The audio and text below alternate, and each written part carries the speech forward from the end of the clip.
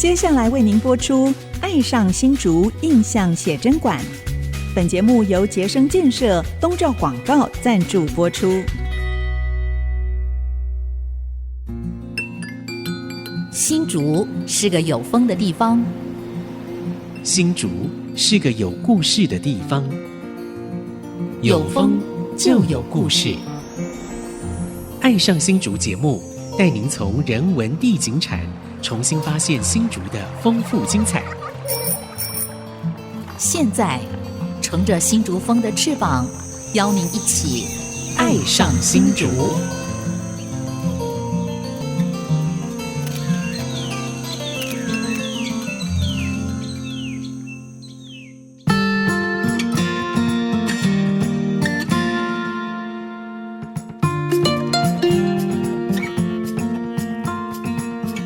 这里是爱惜之音竹科广播 FM97.5， 您现在所收听的节目是《爱上新竹》，我是洪慧冠，我是蔡阳光，我是潘国正。好，那我们大新竹其实有很丰富的人文啊、地理的资源啊。那我们新竹市当然是市区，新竹县有13个乡镇，那13个乡镇也有2个是原住民的乡镇，对，没错，而且2个原住民乡镇的土地啊，占了新竹的2/3。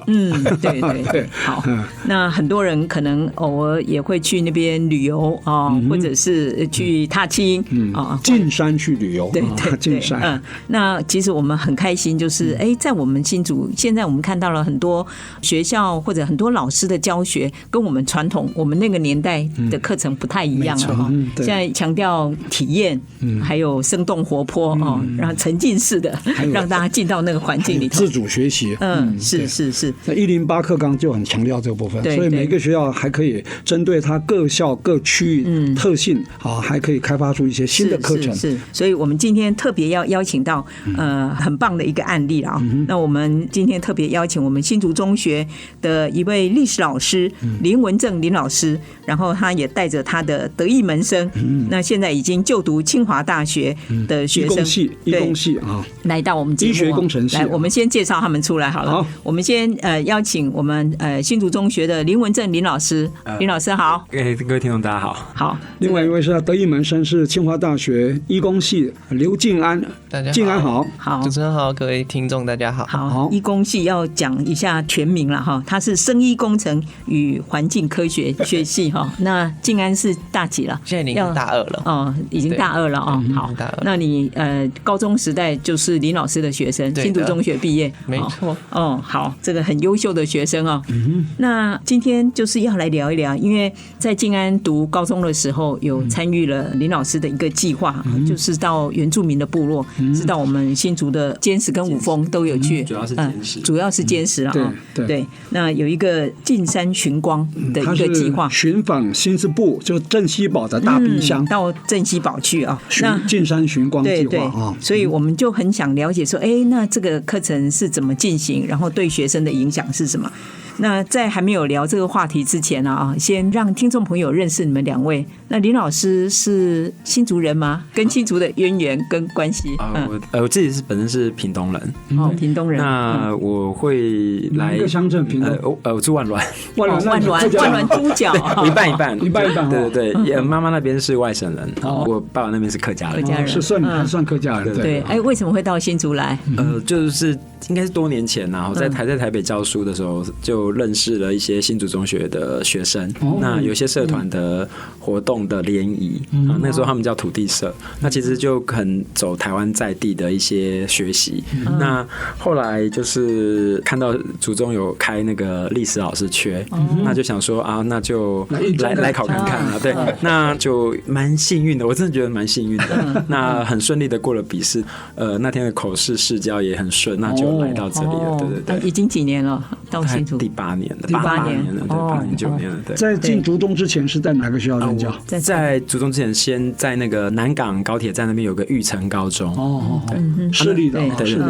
对，因为林老师他是辅大历史系跟台大历史研究所这个科班了所以又现在是新竹高中历史老师。对，所以才教出一个得意门生，不止了一个了今天是邀请一个得意门生，是刘敬安过来哈。敬安，你也来自我介绍一下好吗？吗？我是土生土长的新竹人，我家乡是在竹东那一边。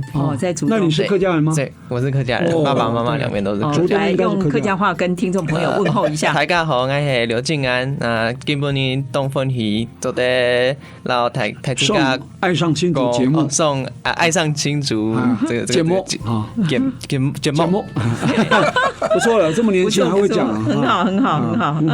对，所以敬安是在高中的时候，你是读理组，对，我后来是读理组，那但是文正老师办活动，我就一直跟着文正老师参加各种活动。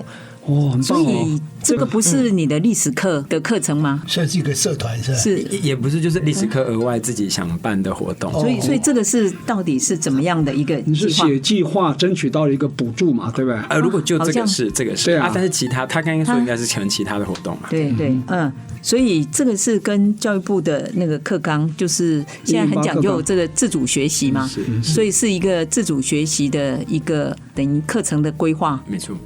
那在新竹中学是怎么去要求这个自主学习？对，应该说反正这个自主学习是蛮吃学生的，就是学生的自主性啦。但是因为虽然叫自主，但是其实就现在来讲，其实我觉得新竹的小孩他可能过去常常他们接受补习教育，那其实还能够有真正自主性的同学，他其实没有占想象中的这么的多。那所以有的时候在自主学习的时候，就会看到有一些学生就会其实有点不知道要怎么在利用这个时间，因为我们学校其实应该自主学习，应该大部分的时间应该是在自己的课外，可是因为在课纲里面，他就在课纲里面有一些时间，他就有一个时间叫自主学习，所以一个礼拜以竹中来讲的话，就会排礼拜3的第7节，就1个小时而已，就大概50分钟。可是你就会发现，有些同学就是有想法的，或者是说有一点知道说自己要怎么做的，他就会自己在做他的事情。可是有些没有想法，他可能就真的不知道，就等于说那50分钟有点在他还是读他自己想读的书，对，就变成是在读学科的书。当然这样子也很 OK 啦，那只是就是说，那既然有一个这样的一个课纲的设计，那刚刚主持人有说嘛，就刚好我看到那个教育部委托东华大学那个计划主持人应该是陈章培伦老师啦，那他就有一个这样的计划让我们来申请。那个计划名称叫什么呢？我有点忘记，就是类似原住民校课。全民因为是大家都可以有机会来认识原住民校本课程之类的吧。就是希望推展全民原教嘛。全民原教，对，不要只有原住民在研究原住民，是客家人在研究客家人。就套一句潘国正老师讲的话：“和尚念经给尼姑听，要给外来的人更多了解，对吧？”所以敬安是您当时你的那个高中时代的自主学习，你是怎么进行的？你就找到方向了，好厉害！你是学理组的，对，那这个计划好像偏向人文的部分，对不对？对，那很厉害哦，你对这个也有兴趣，然后还做出一点成果出来。你要不要说明一下当时这个的学习嘛？对，那这个其实做了蛮多自主学习，你可以分享一下，是很适合独立研究哈。对，就是因为这个学习的发想很好，因为就是希望学生可以自己去学自己想要的东西。不过因为毕竟学生才可能20岁不到，所以他的人脉资源或者是学习资源并不是想象中的那么多。是，所以我们其实大部分都是需要老师帮忙，老师来引导，对，就是老师拉人脉啊，或者老师提供学习资源，或者提供解答，甚至督促我们做下去。因为每个人的自制力不一定想象中的那么好。是，然后所以我做主要有2个，在理科方面我做了类似科展的东西，然后在文科方面或者是在人文方面呢，就是跟着文正老师在做一个这个前往紧斯布尔大冰箱这个自主团队的计划。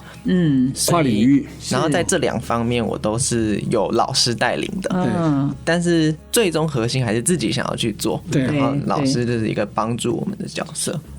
所以以前讲考试领导教学，考试有考了，学生才会读，对不对？但现在不是只有考试而已，有很多元入学方案，有所谓的申请入学了嘛，所以如果你有自主学习的能力或是有成果的话，对申请入学很有帮助嘛，对不对？所以就有动力啦，对吧？很好。所以你申请这个自主学习有理科跟人文科都有申请，而且有做出成绩来，跟你考上后来申请进入清大医工系有没有帮助？你觉得？我觉得，因为我们这个申请分2个，前面部分还是考试，后面部分就是用这种自主学习或学习的历程去做申请。那前面部分考试算踏过一个门槛，但过了门槛之后，你就会发现那一圈的人全部都跟你的成绩差不多。这个时候你就要靠后面的这个自己的学习经验，从中被教授看到。对，是。所以我觉得这还是有帮助。这个学习历程比较处于是在前面的基础非常好的状况下去做最后的决斗。对对，太好了。所以那个基本功还是要有哈，是门槛要跨过去，才有办法展现你的特色出来，对吧？对的，最主要还是自己的心态。对对，愿意主动学习是，然后还愿意跨领域，所以这可以看出来，刘敬安未来在我们台湾是一个闪亮的星星。我们拭目以待哈，待会回来我们继续聊。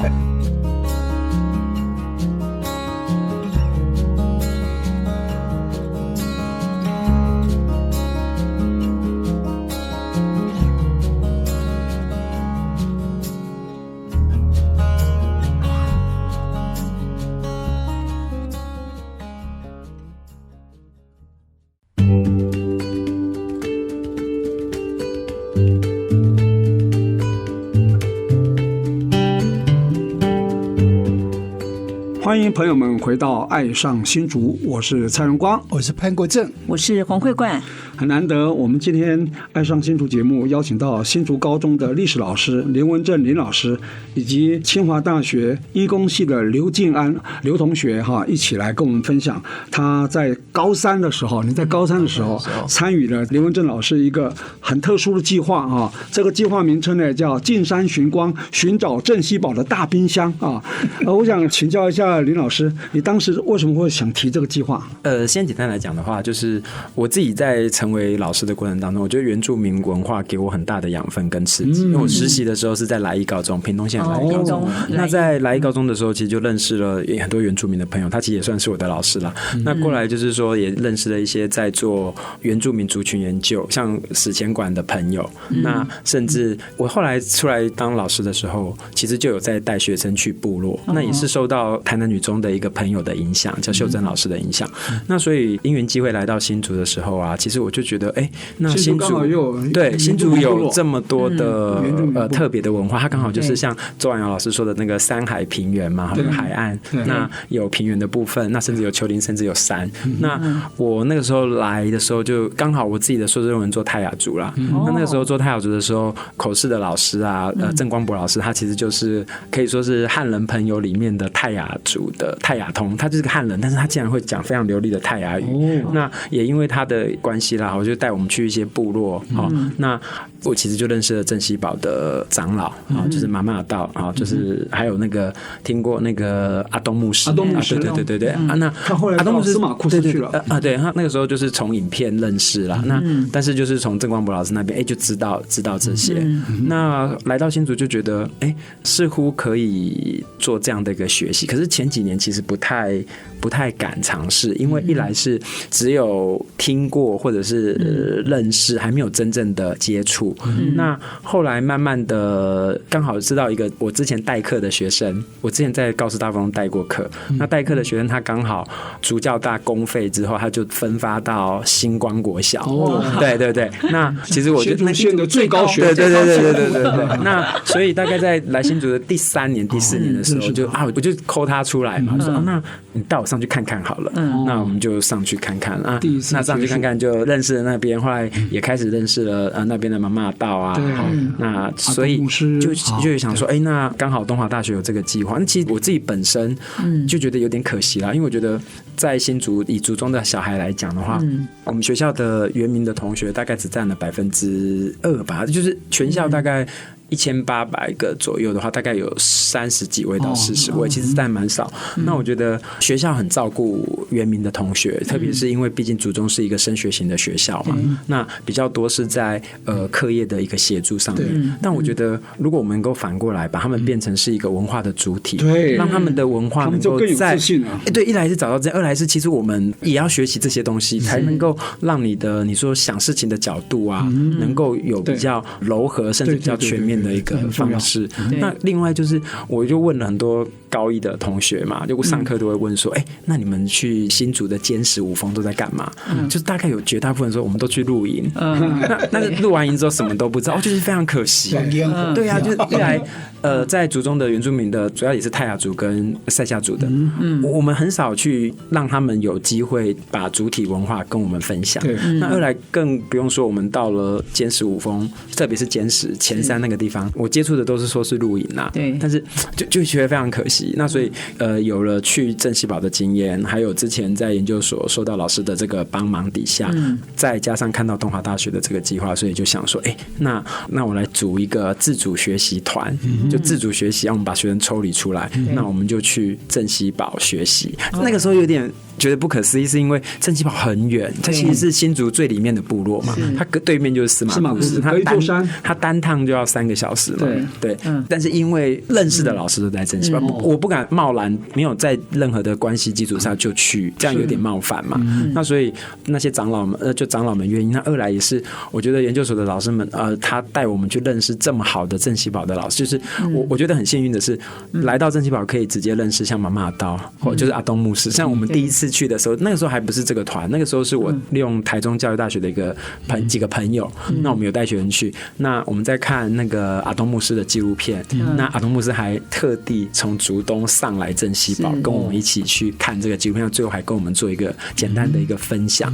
那接着当然又认识阿龙牧师嘛，阿龙牧师就是阿东牧师还有妈妈道的兄弟。那刚好他的儿子，他今年毕业，他儿子刚好也来念竹中，所以我觉得我们很幸运的是，哇，能够进到了镇西堡，而且进到了镇西堡很重要的泰雅文化核心的老师。对，那我们当然就还是继续申请，继续去。对，找到 key person， 对，没错，阿东牧师啊，就是关键人物有找到，然后其他的就会触类旁通，就主要是妈妈道啦，就阿东牧师的弟弟妈妈道，对，他这样，对，妈妈道，还过来就是阿龙牧师这样子。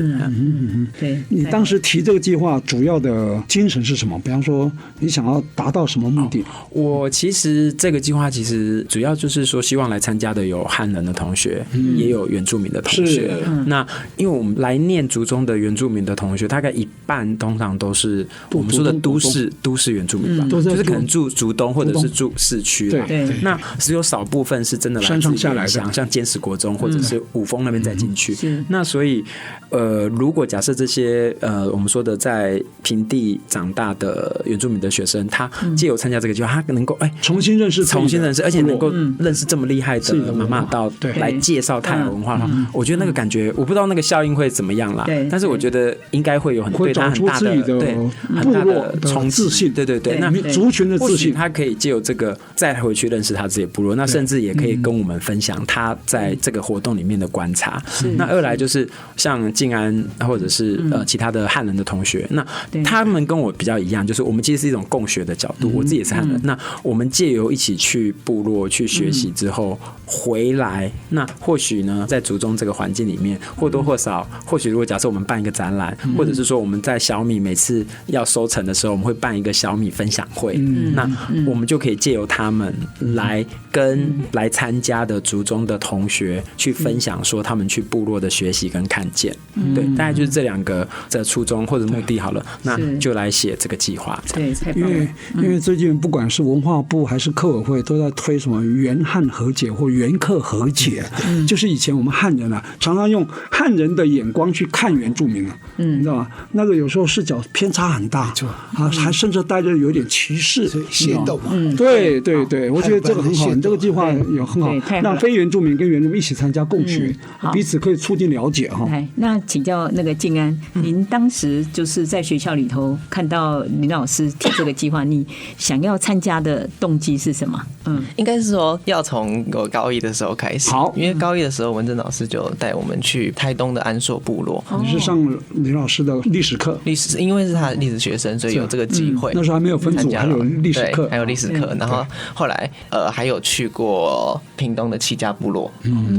对，所以经过了这2次类似工作坊的与原住民文化还有原住民学生的接触，所以我就会想要多了解一点。然后刚好老师在我高3下的时候举办这么一个这么大的计划，是高3下，所以是我高3下快要毕业了，已经快毕业了。对，然后那时候也全部事情也都告一段落，所以我就想说，那我就趁已经申请上高中学校了的最后尾巴，我就来投入这一件事情。哦，所以太棒高一的时候就已经种下种子了，对对不对？那林老师带你去屏东，屏东是你家乡啊，对吧？哈，对去参访原住民部落，对的已经在里面慢慢萌芽了啦，哈。那高三刚好有这计划，一拍即合哈，对的，很棒哈。对所以也改变了你很多后面的学习跟那个想法哈。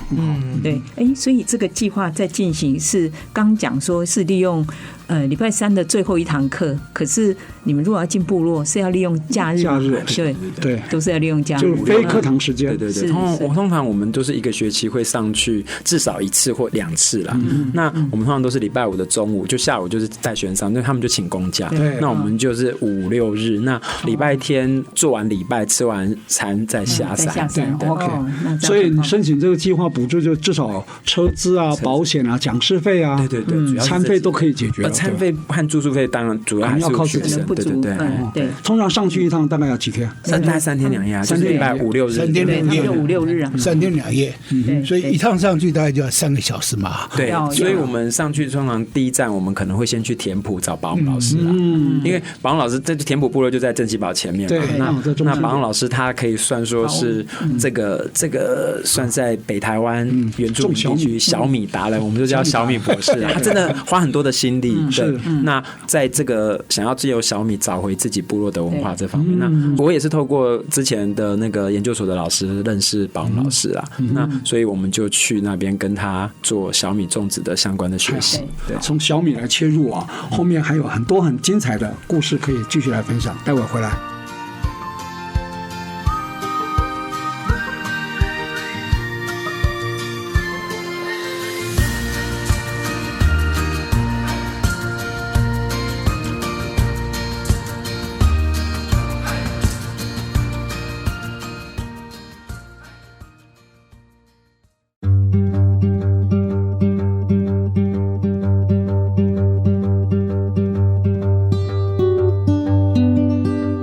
欢迎回到爱上新竹，我是潘国正，我是洪慧冠，我是蔡阳光。我们今天邀请了新竹高中的历史老师这个林文正，还有他的学生目前在清华大学的医工系的这个大2的学生刘敬安来跟我们分享这个他们寻访镇西堡的大冰箱这个计划里面就进山寻光就进入山区，然后去寻找那个光源，寻光的一个计划，然后让他们课外自主学习有很好的议题。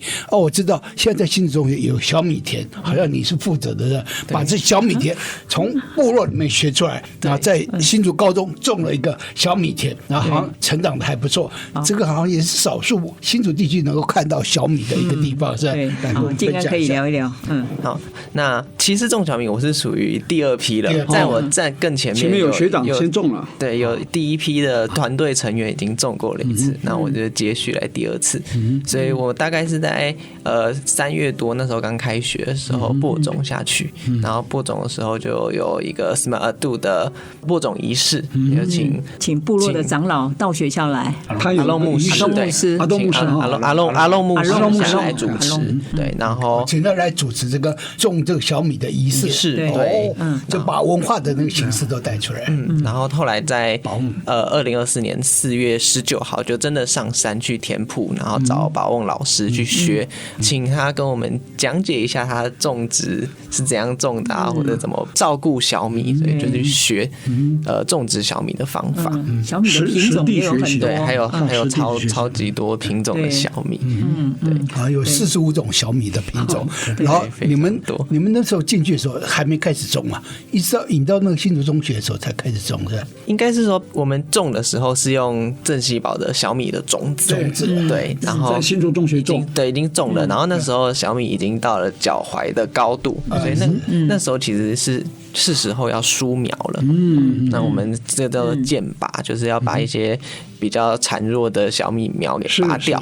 那这个时候到底要实际上怎么做，我们就需要上山，然后去问保翁老师。所以那时候他那边的小米田其实已经长更高了，然后就是绿油油的。季节不一样，还是你们种的比较慢，还是环境不一样？应该是时间加环境，因为我们本身播种时间就慢了一点点，然后再加上他们那边的土地啊或者湿气还有温更适合度，真的是非常适合小米，所以他们那边的小米是很健康的。所以竹中的小米田现在在哪里？教学大楼校园里面对，校园里面，我们竹中的校舍大概是分3排，我们是在第3排的后面有一大靠山了哈，对，靠山，因为山上就是图书馆，图书馆正后面就是图书馆前面就有一大小米田没有用到的土地，我们就把其中一块翻土，然后播种小米。现在还有继续在做这个计划嘛？哈，现在这个计划已经进入到第几年了？第3年，第3年，所以那个小米还存在。目前还是休耕的，因为还在找同学看有没有想要还没有人接棒啊。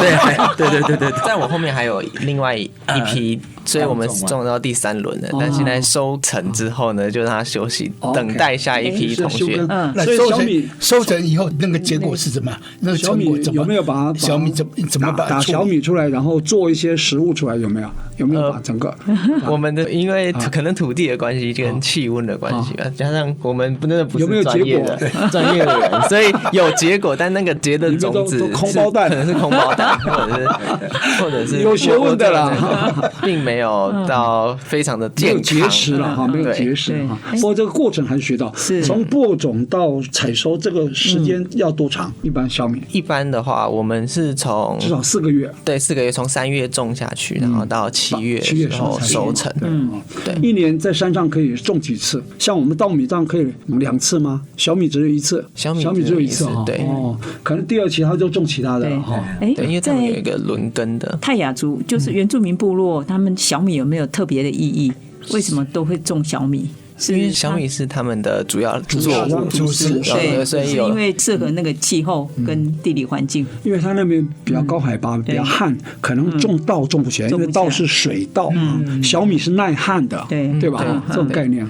而且有趣的事情是，保翁老师为了培养强壮的小米，所以他在那边其实不浇水，然后不特别照顾的，就是为了让它可以适应自然农法，对，有点像自然农法的概念。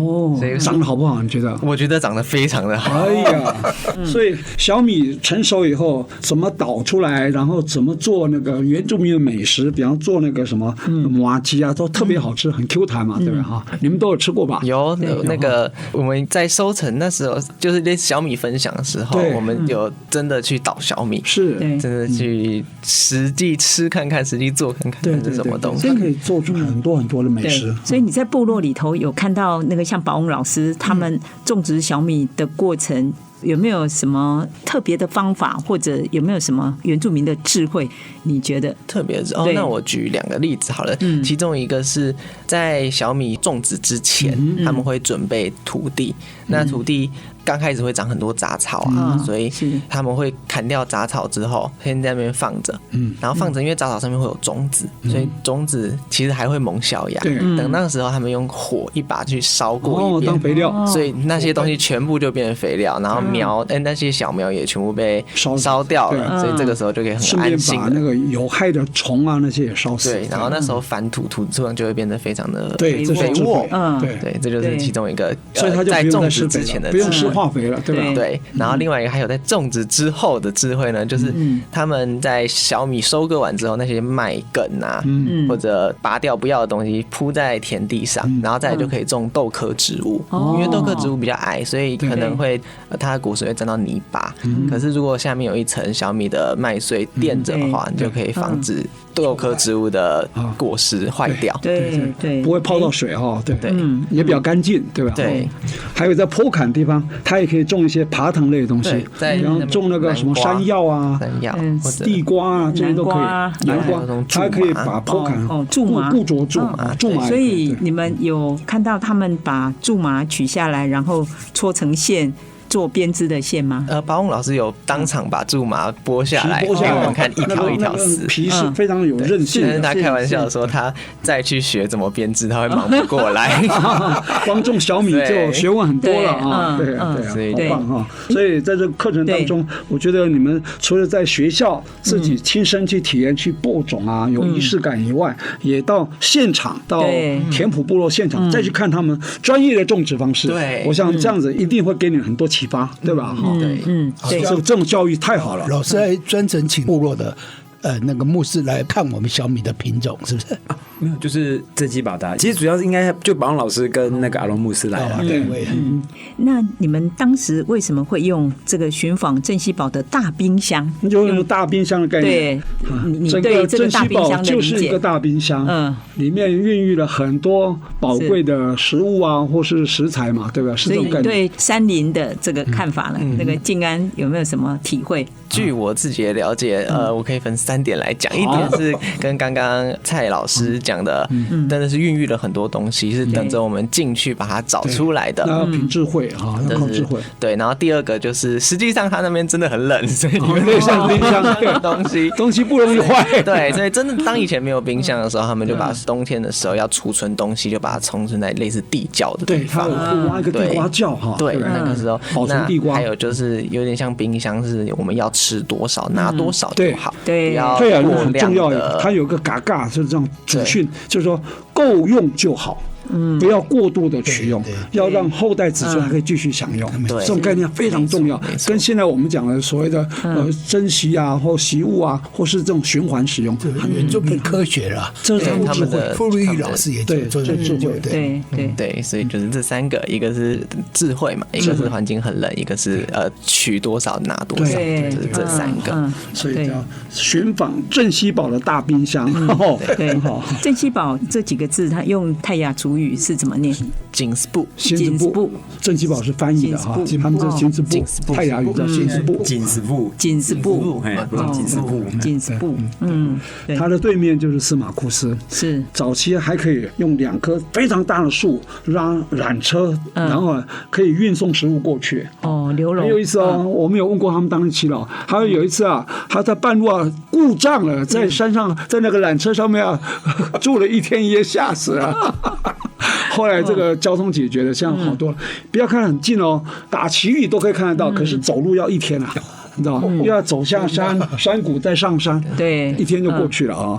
所以当时我们有访问到镇西堡几个牧师啊、长老啊，他说买一台冰箱啊，从山下扛上去啊，要2-3天才扛得上去。刚通电的时候，最高兴就是买冰箱啊。所以你知道，它本身是个大冰箱，他也希望能够拥有一个小冰箱啊，对吧？还蛮有意思的冰箱啊。对，所以这个我说林老师啊，真的很棒啊，新竹高中啊，学生很有福气啊，很主动写一个计划啊，向这个教育部委托的东华大学啊，写一个叫进山寻光啊，寻访镇西堡的大冰箱这个计划，你看，才有让静安呢有机会啊走进部落哈，去学习更多原住民的智慧哈。待会回来我们继续聊。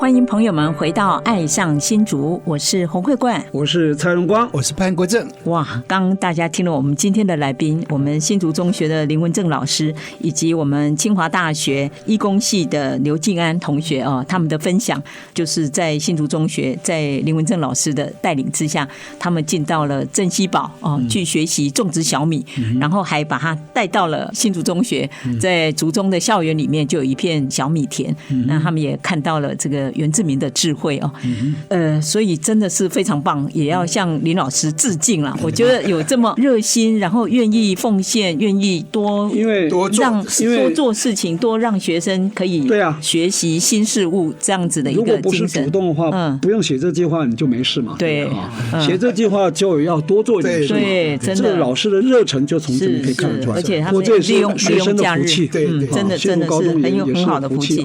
那除了我们原住民这个计划之外，好像你们在今年你也带着这些学生到日本的北海道大学去交流，自费去哦，是来分享一下吧，林老师。好，走进山里，然后又跨出台湾，到日本去了。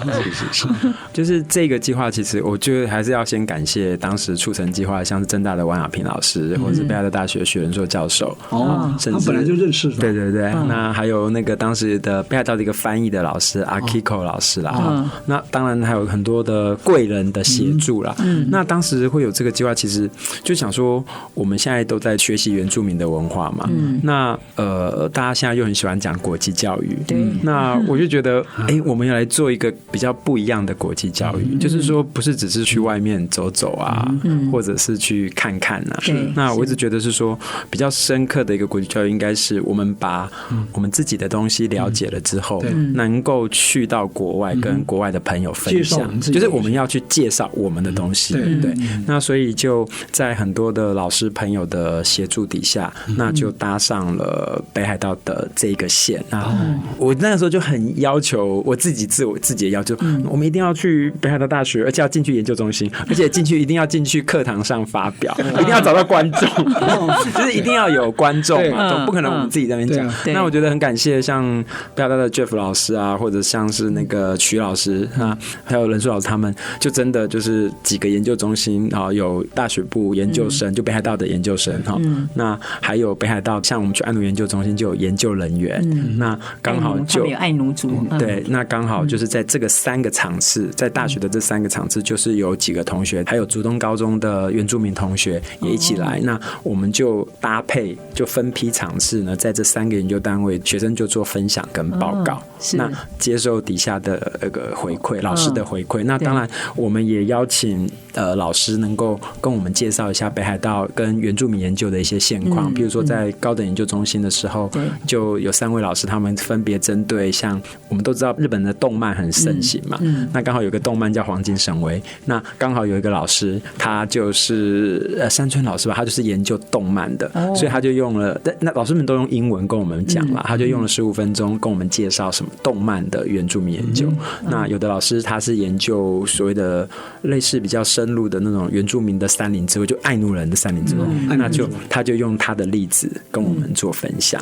那除了这样搭配着，那接着就是学生跟老师们，还有北海道大学的同学们做分享，这样子。对，跟我们的高中生分享啊。当时我们过去有几位，我们到北海道就是大概竹东高中大概来了5位学生，那我们这边应该是8位，而且10几位，13位学生，13位学生。那每个同学的主题其实都不一样。竹东高中的同学他主要是讲他们自己部落的文化，就是都是原住民。对，他讲新竹的部落。那我们这边的8位同学，就是因为像静安他是讲小米种植嘛，那有的同学他就讲信仰，那有的同学是讲那个狩猎。因为我们其实这个自主学习团队是以镇西堡为核心，没错。但是到了那里，每个同学会根据自己不同的兴趣跟喜好，去做不一样主题的深入学习。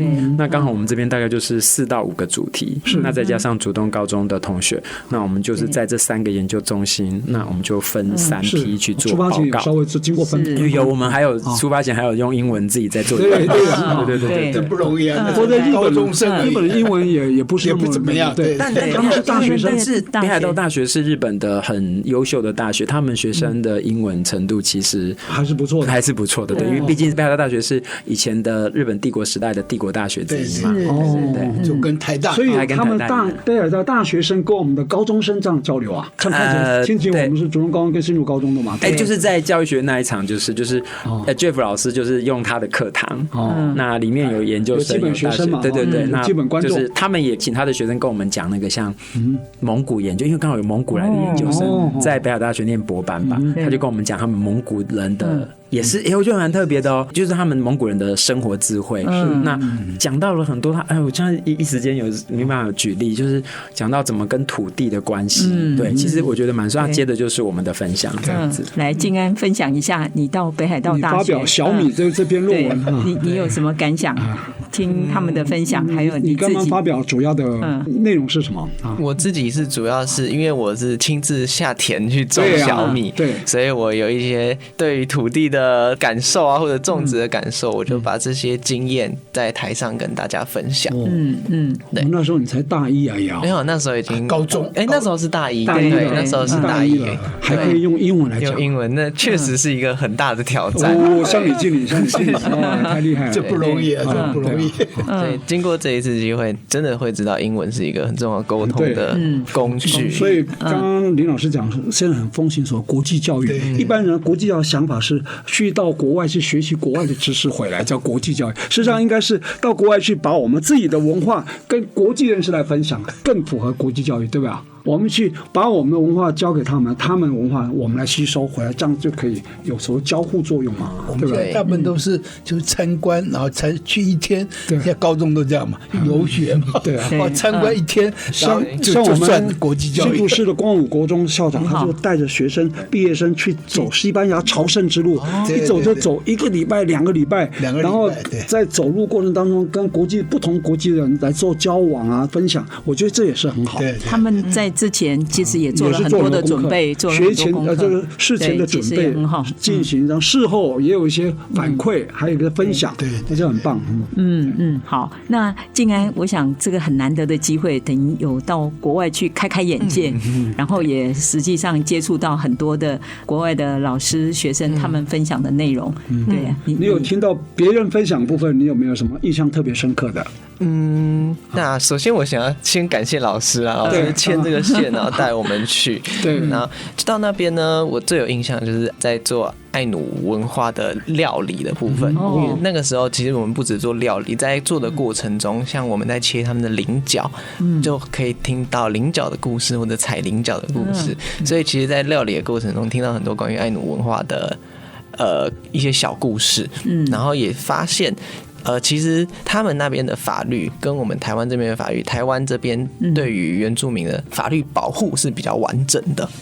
我可以举例，以升学的部分，因为我们是学生嘛，其实原住民我们在这边是有完整的制度的。但是呢，其实台湾非原民的学生跟原民学生。非原民的学生会误会说加分会影响非原民学生的权利，但其实是不会的。就是他们原民学生这个制度已经很完整了，已经可以让他们自己用这个福利，然后并不会影响到非原民的学生。所以这个我觉得我需要特别强调的。对，那法律当然已经这是一个最低限度，那剩下的呢，我觉得就需要我们人文的。去认识他们啊，或者是互相交流彼此的意见。是，这个部分就是法律之外我们可以做的，学生们可以做的事情。林老师是不是分享一下你带他们学生这一次去的收获和见闻？我自己说，当然，像刚刚说，我自己也觉得英文很重要。那当然，这是很重要的沟通啦。哈。那过来，当然，我觉得这一次的效果，我觉得一来感动，也很震惊啦。那也觉得也是我期待的国际教育啦。所以未来如果假设我自己还想要再做国际教育，我大概也会再延续这样的模式再做进行。对。那二来就像刚刚金安有讲，就是说，其实我们当时其实不只是去北海道大学的3个研究单位，那其实就像刚刚讲。那个晚上刚好北海道大学的老师帮我们安排爱奴的老师在那边非常有名的爱奴人的厨师，他也是开餐厅的，就来带我们怎么做爱奴料理。那刚刚既然有讲到那个菱角嘛，那个菱角其实跟我们现在想象中的菱角是不一样的，完全不一样，对不对？所以我们要去除那个菱角的概念，那就是它虽然叫菱角，可是它的长相跟我们台湾完全不一样。那我自己最印象深刻的是，因为刚好我们有一个学生，他想要念中医系啦，所以他那个时候他是想要做泰雅族的民俗植物，就是以前的民俗医疗，那用了山上哪些东西？那个时候他就写了一个黄粕的文章啦。那个黄粕就是可能做消炎啊，或者就是把它切片来含做消炎，或是一些在泰雅族里面的用途嘛。那结果没想到，我们当天在做那个爱奴料理的时候，他们竟然是用黄粕结的果实去做调味。对，我想原来很不一样，对，还可以这样做。对，所以我自己也学到蛮多的啦。对，那二来当然除了这个之外，接着我们有安排4天的是见学嘛。我们那个时候我们就想说，以黄金神威来作为一个我们去找跟北海道跟爱奴有关的动漫场景。那我们接着在札幌待了大概4-5天以后，我们接着剩下的3天我们就去函馆。对，去函馆。那函馆就比较是学生自己事前做的功课，那自己在城市里面借由搭那个他们的电车，去做一下自己的探索，这样子。对。对，学习就自己独立可以去玩哈，自助旅游啊，这个可以跟潘大哥学习一下，他都一出去玩都玩1个月的哈。OK， 非常难得哈，今天我们邀请到新竹高中的林文正老师啊，还有我们清华大学医工系的刘敬安同学来分享他们今年去北海道大学，然后跟教育部啊申请的这个寻访镇西堡大冰箱啊进山寻光这个计划啊开花结果了哈，跟听众朋友来分享。那非常感谢你们来哈，那也感谢听众朋友收听。那我们的节目呢是每周6跟周2呢上午10点到11点播出，也可以上我们 IC 之音的官网 AOD 随选直播，当然也可以上各大 Podcast 平台还有 YouTube 啊，点选订阅我们爱上新竹节目，就不会错过任何一集精彩节目。欢迎大家跟我们一起爱上新竹。谢谢林老师，哇，好棒的国际教育，对，好棒的进山教育，真的是实打实的这个国际教育，不是那种游学啦，就一天2餐的。本节目由杰生建设东照广告赞助，杰生建设东照广告一户一画，美学发芽，与您一起走过历史光影，发现在地的美好与感动。